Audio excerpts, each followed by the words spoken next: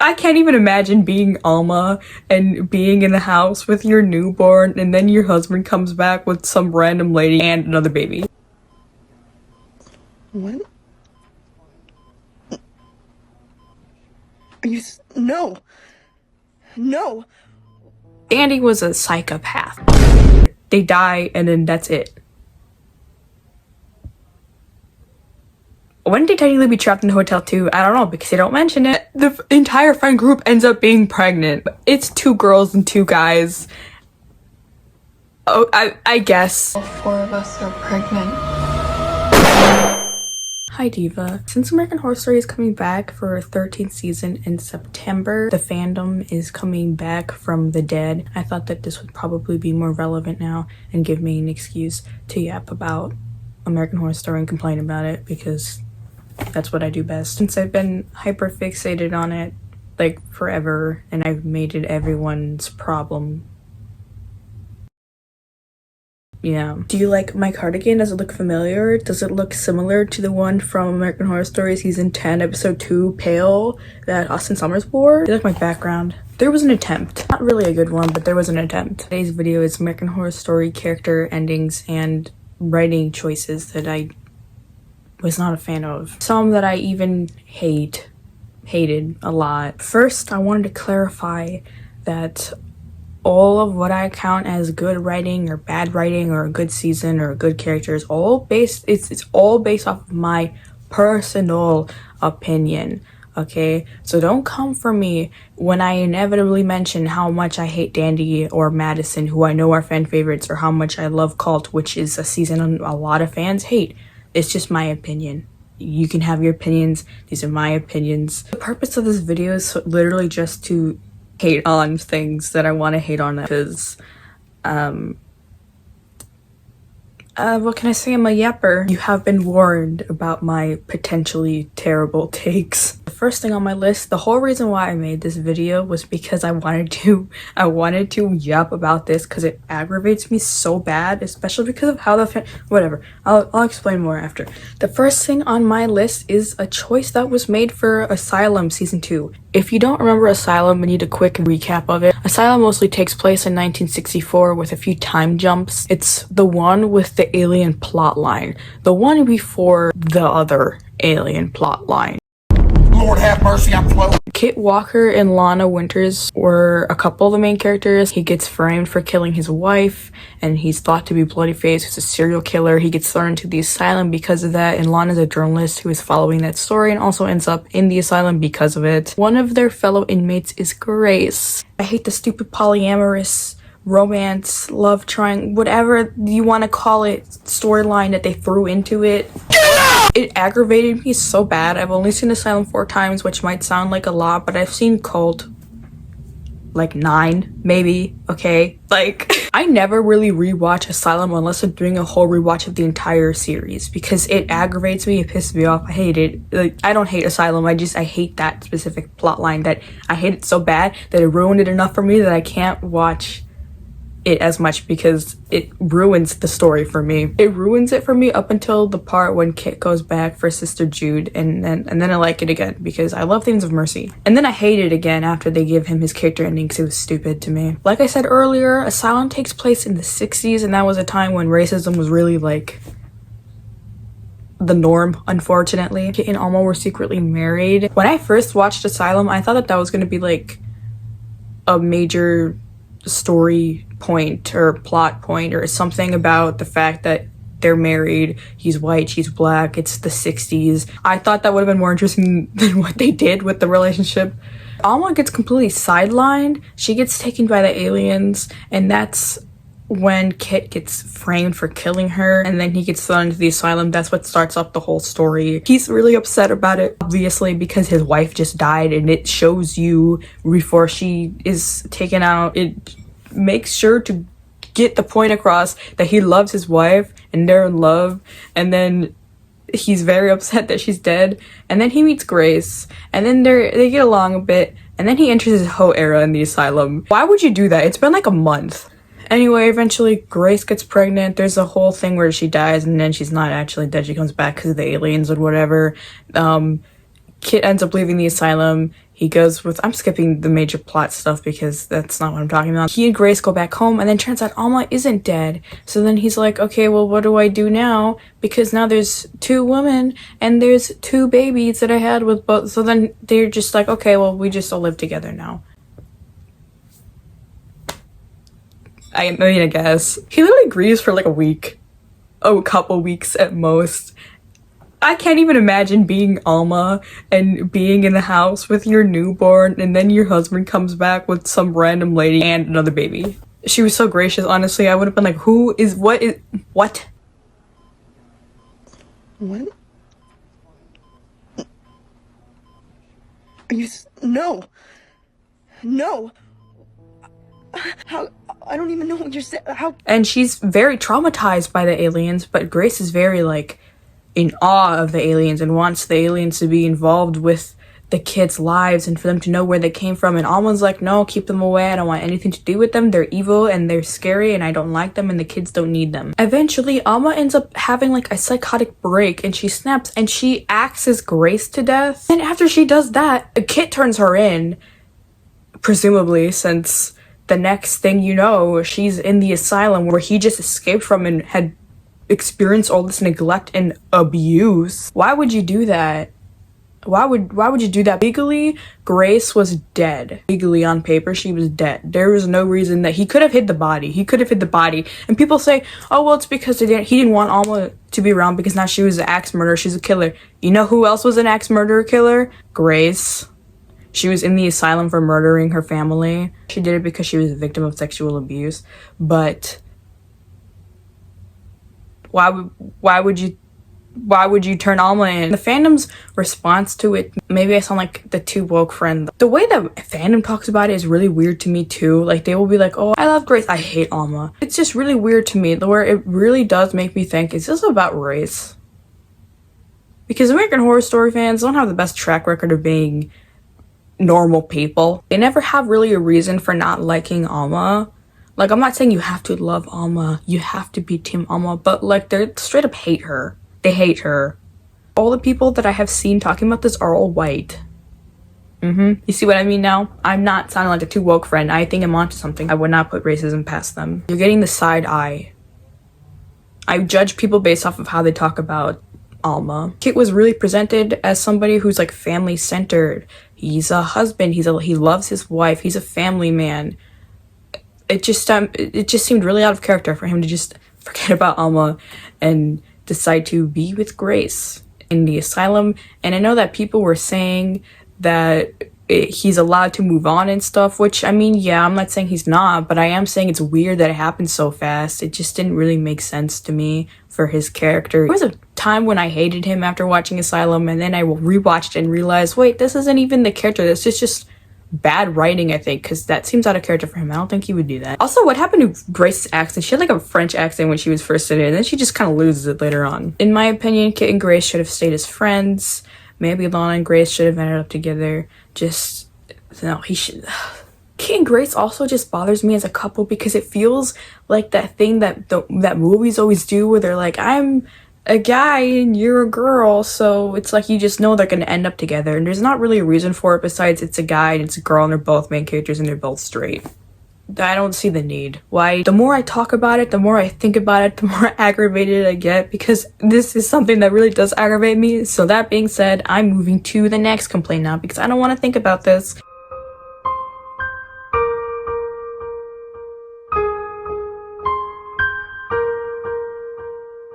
The next complaint is about Coven, which is season 3. Coven was about a coven of witches living together. The main character was Zoe. She moves in after finding out in the most traumatic way possible that she's a witch. Coven is another fan favorite season and has Madison Montgomery, which is also a fan favorite character. I don't know why she's a fan favorite. I really hate her in Coven. I liked her in Apocalypse, but before that she was just really like The reason I didn't like her was because I didn't like her attitude. She was just a jerk. I know I like evil characters, but something about her just really aggravated me. My favorite was Misty and Queenie. Anyway, the thing that bothered me about Coven was mentioned like once or twice, and it's just a scene where it happens, and then that's pretty much it. I'm talking about Kyle Spencer's character. He was in the bus that Madison flips over, and then they bring him back to life, and he has to like relearn how to speak and relearn how to communicate. He comes back different, and then that's one of the things that the season was about too, was Zoe trying to like help him to be able to talk again, be able to communicate better again. Kyle and Zoe are my favorite couple in American Horror Story. I think they're much better than Tate and Violet, but for some reason everybody's obsessed with Tate and Violet. Whatever. That's not any hate to Tate and Violet, okay? I like them too, but I just think that Zoe and Kyle are a lot better. Also off topic, but it really annoys me when somebody talks about Tate and Violet and they use a photo of Kyle and Zoe. The bus flips over with him in it. He dies. Zoe and Madison bring him back to life. Madison leaves because she thinks it didn't work. Zoe's about to leave. Then she finds out that it did work. He comes back to life. And she had talked to his mom, and his mom was all like sad about him dying. Obviously, she'd be upset about her son dying, you would think, right? She ends up bringing him back to his house to be with his mom. She leaves him at the front door instead of like having to explain what happens, but whatever. She thinks that she's doing a good thing because obviously she was wrong though, because later on there's a scene where his mom literally sexually abuses him. This scene pretty much implies that it has been happening for a while now. I don't know since when though, it's just like a kind of a brief scene. Later on he ends up killing her because of it. So when Zoe comes back to the house, she thinks that he killed her for no reason, basically, because he's covered in blood and she's dead, and she's dead. So she's like, oh my god, what have I done? She thinks that there's something like wrong with him, like mentally or something, that would make him do that. They kind of just left it at that. He never ends up explaining why he did it. She never realizes it was because his mother was sexually abusing him. Nobody ever knows. They don't go back to talk about it. It's never mentioned again. His trauma never gets looked at and never gets resolved. It's just, it just gets left at that. And then she brings him back to the manor, where all other witches are, and then they have like that thing where they were sharing him, I guess you could say, for lack of a nicer term. That bothers some people. Some people act like he doesn't know what consenting to anything is because of him being like kind of not communicating properly. That was the problem, because he's not stupid. He wasn't stupid. He knows what's happening around him and stuff. He just couldn't communicate properly. The problem I had though is that he never resolved his trauma. There isn't a whole ton of like representation for male victims of sexual abuse. So I thought that that would be, when I first watched it, like similar to how ASSylum, I thought they were going to talk more about the relationship or whatever. I thought that there was going to be more centered around that, like for his character specifically. I thought they were going to have some sort of like resolving his trauma, and then they just kind of left it there though. And then it makes me wonder, why did you have to show it then? Which is another weird thing about American Horror Story. I feel like every single season has some sort of essay scene, and I don't really know why. I guess it's because Ryan Murphy's freaking weird. And my problem with the whole him going from being like assaulted to going to Madison and Zoe isn't that I'm like, oh well, he was like, I'm not infantilizing, I don't know how to say the word, I'm sorry. It's not like I'm having some sort of weird like ableist misunderstanding and misconception of the character, where I think that him having trouble speaking and like fidgeting and stuff means that he doesn't understand anything, and he can't consent to anything, and he doesn't understand anything that's happening around him. That's not the thing. It's just, it's weird to me that the writing choice for the character who was like had this sort of trauma, sexual trauma and stuff, was to be like, okay, well then what should we do with this character?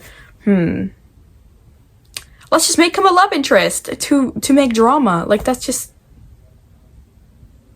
I don't know, that was weird to me. I like Kyle, but he pretty much just kind of gets used as drama after that. He's kind of there just to be Zoe's boyfriend, and then after that happens, then later on when the characters come back for Apocalypse, he's not even there. He's not even mentioned. I have no idea what happened to him. Unlike how some people talk about it, I don't think that the whole love triangle thing was more abuse being added to him.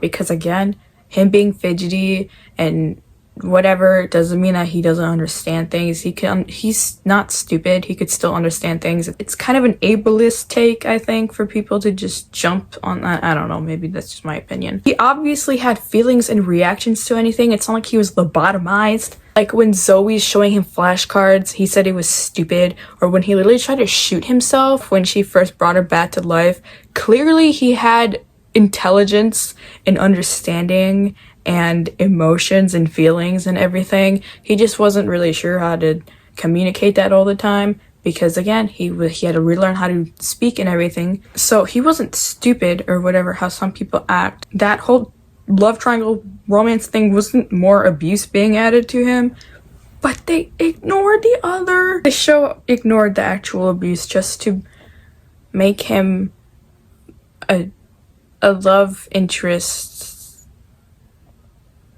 in drama. I don't think that there's that much discussion or awareness or representation in media for men about sexual abuse, and then they had the opportunity to do something good, like have some sort of like healing arc, I guess. I don't know, some sort of like something. They could have really done anything, and then they just didn't do it. They put it in there, they forgot about it, they ignored it, and then that was it. It was never brought up again. Madison also had a similar experience. She literally got gang raped at the party, which they show in the scene. Again, I don't know what it is with Ryan Murphy showing the scenes. I don't think that you have to show sexual assault in the scene. You can just imply it. I think it's weird to have to show it all the time. Madison had like, they mentioned it later on a little bit that it happened to her. She has a monologue where she talks about it. I don't remember what her monologue is. She said our one defining trait is a numbness to the world, an indifference to suffering.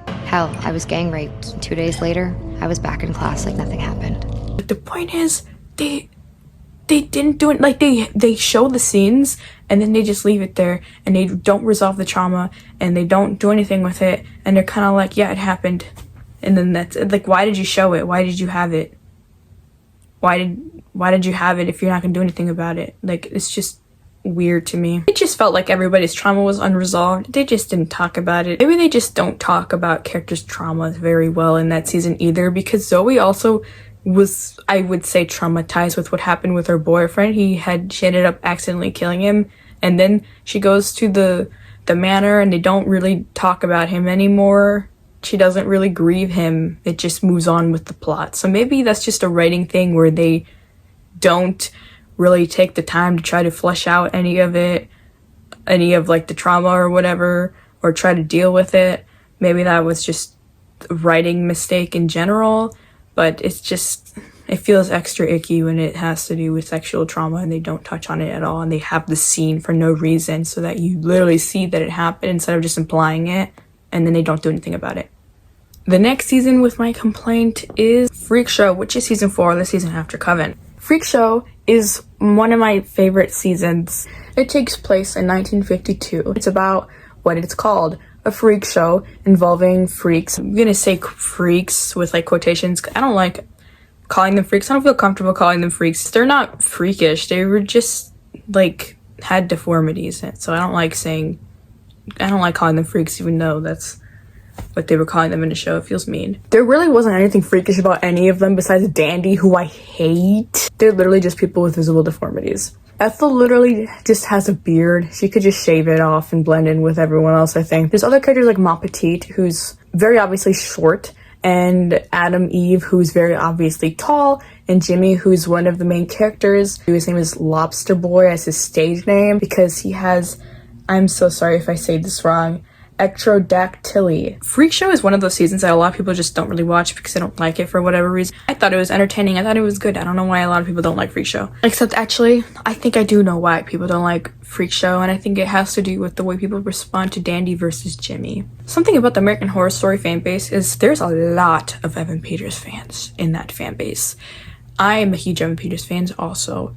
I started watching it because I liked Evan Peters. I saw him in X-Men Days of Future Past, and that's why I started watching American Horror Story. So I understand the Evan Peters obsession, I guess. I really like him. He's a good actor. However, some people are freaks, and pun not intended. I have noticed how people act about Jimmy. Jimmy was one of the more normal characters compared to other characters in the show, and compared to especially other Evan Peters characters. He wasn't like insane. He was truly just having a tough time. Everybody loves Evan Peters characters, specifically like the beginning of the series. Like Tate, for instance, is very much a fan favorite. Kai, who's not a beginning character, but he's also a fan favorite. He's later on in Cult. A lot of people don't really like Cult, but they like Kai. My point being, a huge chunk of the fan base favors Evan Peters characters. I understand that. I'm also an Evan Peters fan. But the thing is, when it comes to Jimmy, people People don't really like Jimmy that much. He gets called weird. People don't really like him. They say that he just wasn't their cup of tea. But they favored Dandy that season, and Dandy was a psychopath. I hate you, I hate you, I hate you, I hate you, I hate you. A huge chunk of people specifically like Dandy and don't like Jimmy. But then the next season, they go back to loving the Evan Peters character and not really caring much for the Finn Wittrock character, which is really weird to me because they have, like, these fans will very much like the Evan Peters characters all the time, but when it comes to Jimmy, they don't like him and they like Dandy more. They prefer Dandy, but then they switch actors again later on as the show goes on, and they go back to liking Evan Peters more and not really caring about Finn's character. And it's just, I don't understand why you would say that Jimmy was weird and not your cup of tea and you don't like him because he's a little too weird for you. Then you also love Kai, you also love Tate, you also love James Patrick March, but then you draw the line at Jimmy. What did Jimmy do? Why people don't like him? He was pretty normal. He was not a bad guy. He was not evil like a lot of the other characters that Evan plays, so I don't understand where the Jimmy hate comes from. It's still just blatant ableism. My complaint about this though is not Jimmy or anything about Jimmy. It's about one of the other characters who's kind of a side character and not mentioned very much until the episode she gets specifically for her, and that character is Pepper. My complaint is not about her as a character or anything, it's about her character ending because it was just not something that I think was bad writing. It was just really upsetting and sad and tragic, and that's why I'm adding it to my list of things that I hate. Also, Mars was the character who was in charge of the Freakshow. She was the one who got everybody together, basically. Pepper was the first person who she had taken in and who had been the start of the Freakshow, but also had always wanted to be with like Hollywood, and she wanted to do her chase her dreams. So what she ends up doing is she gives Pepper to her sister, Pepper's sister, but this sister hated Pepper, and I don't think that Elsa would have given Pepper to her if she had known how bad this person was, but whatever, I guess we'll never know. Pepper's sister ends up having a baby, and her baby ends up having like this deformity. Pepper's sister hates the baby. Pepper's sister's husband hates the baby. Pepper was the one taking care of the kid. The sister kind of didn't want anything to do with him because they both hated their infant baby boy, and the sister couldn't stand Pepper being around. They end up plotting and killing the boy, their son, the infant son, and then frame it on Pepper. Then Pepper gets thrown into the asylum. That's the backstory of why she's in asylum. Pepper isn't really able to explain that she didn't do it. She's literally innocent and she's alone, and then she ends up just dying in the asylum eventually, and it's just really sad. Pepper was probably the most innocent character in all of American Horror Story. Freakshow itself is a really sad season. Everybody basically dies in that season except for like 4 characters who end up surviving at the end and get their like happy ending. Jimmy was also dragged through the trenches the entire season. Jimmy pretty much loses everything in the span of like maybe a week. The ending was supposed to be kind of happy. Jimmy ends up with the twins, more like with Dot, because Bet was kind of just like a third wheel, but she just seemed happy to be happy for her sister. They're having a baby. I don't really like them together. I just didn't like them together. I feel like they just threw them together to be like, yeah, let's just give them a happy ending, put them together. But again, I hate most of the American Horror Story ships. Desiree has a family like she wanted before. Elsa dies, which sounds bad, but she ends up in an afterlife heaven kind of place. That's the Freakshow where all the other dead characters are. She and Ethel are friends again. Dead characters are all together again. They put a performance together. So everyone seems to have happy endings. And it's like, okay, the season ends happily, except not really, because then you remember that Pepper's stuck in the asylum alone and she doesn't get a happy ending. I like to think that when Pepper eventually passed an asylum, she got to go to the same place and got reunited with Ma Petite and Salty again, and then they were all happy together. I just hate how the writers did Pepper, and again, it's not because I think it's bad writing, it was just really sad. Next thing I'm going to talk about is no longer about like character endings or whatever, it's just writing choices about like the plot. The next one is Hotel season 5. Hotel mostly takes place in the modern day, which at the time was 2015 because that's when it aired. There are a lot of flashbacks throughout it. There's flashbacks showing the Countess's life and James Patrick March's backstories. This season was about a homicide detective trying to solve the 10 Commandments killings, but there's a lot of stuff packed into it. There's vampires. They're not exactly vampires. It's said that they have like a blood disease, but whatever. I'm calling them vampires. I don't really care. There's ghosts that are all trapped in the hotel property because they died there. There's just a lot of stuff happening at once, but not in a way that makes it feel like there's too much happening to keep up. There's just a lot of things that happen. This is also like a fan favorite season. A lot of people love Hotel. I thought it was entertaining too. I thought it was good. I really like Evan Peters and Sarah Paulson's performances. I really liked the friendship between Liz and Iris. I love the vampires. I love vampires in general. I love vampire media. One of the vampire things is what I'm gonna complain about. Something that I didn't really like. The kid vampires that were in it. And I'm not talking about the Countess's kids, who she like turned into vampires to be with her. I'm talking about like the school kids, the vampires that were, oh my god, it was. So I had already mentioned John, who was the homicidal detective. His wife was a nurse. She ends up getting turned into a vampire by the Countess, and she's like a nanny for her, basically. She's a nurse, and she's trying to help this kid who has measles. His mom is an anti-vaxxer. He was literally dying. Alex turned him into a vampire to save him, but she didn't tell anybody for some reason. Like, I understand the whole point of her trying to save him, right? But like, girl, what are you doing? He gets discharged from the hospital because he recovers, and then she doesn't realize that until a little bit later on. This kid just turns into a psychopath for some reason. I don't really know why. He just kind of did. It's just weird to me because every other vampire in this season seemed normal to me. They weren't exactly normal, but normal in the way where like they weren't just lunatics, I guess. They didn't have a complete personality shift for no reason and became psychotic out of nowhere is what I mean by they were normal. This little boy turns into a vampire and he literally just becomes evil out of nowhere for no reason. He literally eats his parents and then takes the school bus to school like nothing happened. Then at school he tells his friend about how he'd almost died because he was sick, and then he turns her into a vampire too so she can be like him. He kills their teacher and then tells her to eat the teacher because she's like thirsty because they're vampires. Then he turns all his classmates into vampires. The principal gets eaten. The school goes into a lockdown, and then a SWAT team shows up. Everyone's already been like eaten, and there's blood all over the walls. This kid basically becomes like a cult leader because everybody, all of the other students that he turns into vampires just end up listening to him because for whatever reason they just do. He somehow convinced them to make up a story that there was like an intruder in the school, which I don't know when security cameras and stuff. I think 2015 already had security cameras already in schools and stuff, especially because this is in California, so I would assume it does. I don't know. Maybe I'm wrong. Maybe they're tech geniuses too and somehow got rid of the cameras. Anyway, they make up the story about an intruder offing everybody in the school. Later on, John and Alex find the kids hiding out together, and all their parents are dead because they ate them. So everybody had this psychotic shift for some reason, I guess. Some of the kids were regretting it, but I mean, they still did it. Why? How did you all just become evil psychopaths?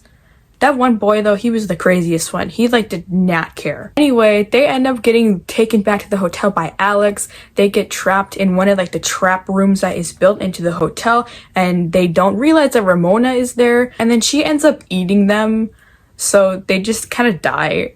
And the reason why I'm adding it to one of the writing choices I don't like is just because I feel like it was kind of unnecessary and kind of random. Because they never really talk about it again. They don't go back to like investigating what happened at the school or whatever. They're just there. They all turn into vampires. They eat the whole school. They eat their parents. And then nobody knows what happened. Because they never investigated or anything. It just kind of stays there. They die and then that's it.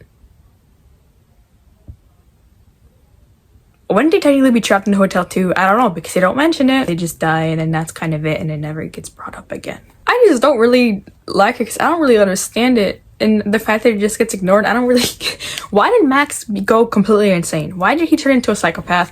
How did he convince everybody to just become a psychopath with him? It's not even like he's like, oh, I'm thirsty. I'm gonna start eating people now because I'm thirsty. It's not even like he was hungry and couldn't control it. Because he literally just... He straight up murders people and then doesn't feel bad about it. And he just doesn't care. So I Why is he doing that? And he eats his parents too. Like, they all eat their parents. Why are they suddenly evil? Why did they have a complete personality shift? Why did they never go back to it? What is happening? It's not even like, oh, because they're kids and they can't control it as well. No, because the Countess also had children who were vampire-like, and they weren't evil and straight up murdering everybody. Colton was in this same situation where he had turned into a vampire, and he was normal. He wasn't just eating people like a psychopath. There were other characters who turned into vampires and stayed pretty much normal. Tristan was a character who was human when he was first introduced, and then he turns into a vampire, and he was pretty much normal. He even falls in love with Liz. None of them went insane, like, to the same level that these kids had gone insane, specifically that boy that went insane. I mean, they were insane in their own way because they were also killers. They weren't completely unempathetic to everything. This kid was literally just sociopath or psychopath. He had no feelings of remorse or anything. Every other character pretty much had emotions. Every other character had feelings. Every other character had not psychopathic tendencies the way this kid did. Even like the character who was the craziest in the season, James Patrick March, who was like a serial killer, the Ten Commandments killer, even he had like emotions and feelings and stuff like that. He wasn't just like a serial killer with zero feelings about anything. Like, even later on in Apocalypse, he's kind of sad because Queenie leaves and he's kind of just on his own and lonely. Like, he has feelings too. Max does not have feelings besides wanting to kill people. I don't know, it was just kind of weird. The last complaint I have is more about the structure of how this season was, and not necessarily any of that writing choices specifically for a character or whatever. It's the writing choice they made for the structure of the season. Season 10, double feature. The first half of it is Red Tide. I love Red Tide. I honestly think that Red Tide could have saved American Horror Story. I think it would have been really good if it was its own season. I love Red Tide. It's one of my top 3. You can probably tell. My favorite character is in this season. Season 10 is kind of weirdly set up. A lot of people already stopped watching it by the time I got to that season, and some people just didn't really like it anymore. I think a lot of people had already stopped watching it at this point because the quality of the show had noticeably dropped. A lot of fans think that the writing got worse, the visuals weren't as appealing anymore, and a lot of the original cast was kind of just getting dropped at that point too. It's just a shift in it, and you can tell it feels different. You could argue that it's because it's an old show, so it's not really as nostalgic anymore. I mean, this show is 15 years old. Anyway, this season is split into 2 parts, like I said before. It's called Double Feature. The first part is called Red Tide. It's about like this pill that the characters are taking. It enhances people's talents, but only some people because not everybody has talent. And the side effects is it basically turns you into a vampire because you start craving blood. I mean, you're not exactly a vampire, but like, I mean, vampire enough. If you're not talented enough for the pill, you lose all your hair and you kind of just lose your mind and you just kind of roam around and occasionally attack people and eat animals. Doris ends up eating the pill and then she turns into one of them, which I hate because I really like Doris and she was done dirty the entire season. The entire season was just, she was pregnant and then she was crying and then she got gaslit by her husband and she turns into a pale person and her family hates her for no reason. I hate Harry. The pale people are pretty much just kind of zombie-like. I do think that season could have saved American Horror Story, and I think it's underrated because people don't ever talk about it. I think it was really interesting. It was entertaining. I'm probably biased because some of my favorite characters were in it. Also, I like vampire media, so whatever, I really liked it. And then there was the second half of it. I don't even remember what it was called. I gotta look it up. Death Valley. Death Valley sucked in my opinion. I didn't like it and I think most people hate it too. Death Valley was the second half of the season and it was about aliens.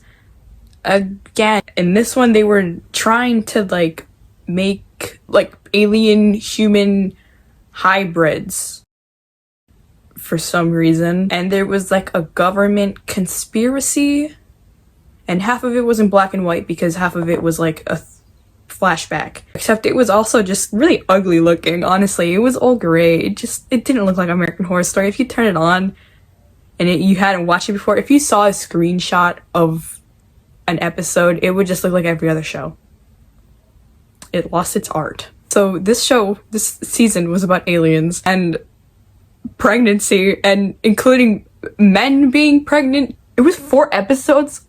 It wasn't even half of double feature. There's 10 episodes in total for this season. There's 6 episodes for Red Tide, and then there's only 4 episodes for Death Valley. There's only 4, but it felt like I was watching 8. It's just really boring, and that's why I think that Red Tide could have saved it. Because you could have written it out for at least, you could have done 4 more episodes of Red Tide and called it a season. The second half of the season starts with this group of friends who go to the desert to see a lake, and then they go hiking into the desert to see the lake, and they end up stumbling on like just mutilated cows. They get kind of freaked out, as I mean, obviously I would feel freaked out too. One of the cows that's dead blinks at one of them. I don't even remember that. I got this off of the wiki page because I didn't want to rewatch it to write this. The entire I can't read it with a straight face. The entire friend group ends up being pregnant. I don't know how. It's 2 girls and 2 guys. Oh, I guess. I don't know what the writers were thinking with this one. All 4 of us are pregnant. This the government and the aliens were trying to make alien hybrid babies. So they end up taking this friend group onto like their spaceship place. I have Leslie Grossman on there too, her character. I don't remember the name of her character. She's been there for like decades. For whatever reason, they just keep getting used as vessels for alien children. Every time that one of the people has one of like the alien children, if the alien child isn't good enough, they literally just kill it. I know a lot of people think that Cult was where the show fell off, but I think it was here. 1984 was good, but this is where it really pivoted. This is where it was really like, oh, yeah, maybe it's not the same anymore. There's no redeeming it past this. It was so bad. It lacked the visuals that American Horror Story used to have. It, like the cinematography and everything, just it wasn't there anymore. The whole color grading and everything, it was kind of gray and ugly and boring, which I don't think that everything that is gray looking is ugly, but it was ugly here. It just wasn't very interesting to look at. Previous seasons had like its own kind of aesthetic. Like Hotel had its own aesthetic. Even like Roanoke, that people didn't like, had its own kind of aesthetic. Cult had its own aesthetic with like the clowns and everything. And this didn't really have its own aesthetic. It was just kind of gray and ugly and boring. It just didn't really feel like American Horror Story anymore. And maybe it was because also the majority of the cast was just dropped and they kind of replaced them with new random people. No hate to the new actors or anything. It just wasn't the same. I think another thing that was really obvious too that made it feel like less like American Horror Story is the lack of like a memorable soundtrack. Maybe I'm just a hater, but the previous seasons had music in it that you can remember.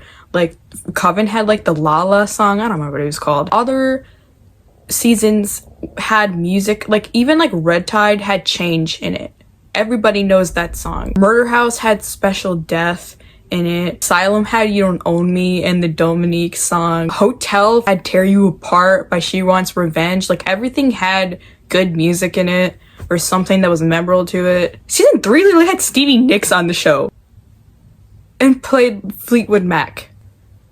Freakshow had covers of music. They had a cover of Nirvana. They had a Lana Del Rey cover on Freakshow. They had Life on Mars there too, a cover. Hotel, like I mentioned, had She Wants Revenge. They played songs by The Cure too. Hotel California, Sisters of Mercy was in it. They had a lot of goth music in that season. Apocalypse had Time in a Bottle. They played a cover of Tainted Love. Everything had music in it. Even like the songs that they would play for like the outro of the seasons, which people remember what it sounded like. Everybody knows, like I can remember what Cult sounded like. I can remember what the Freakshow one sounded like. I can pretty much remember, if you played it, it's recognizable because everybody remembers what the songs for the outro was. Nobody knows what it was for Death Valley. Nobody remembers or cares. Editing me here. I did not film an outro, So if you watched this fully, thank you. I appreciate you. This was a pretty yappy, pretty long video, a pretty rambly video. Thank you for watching. God loves you. I love you. Take care of yourself. Don't be evil.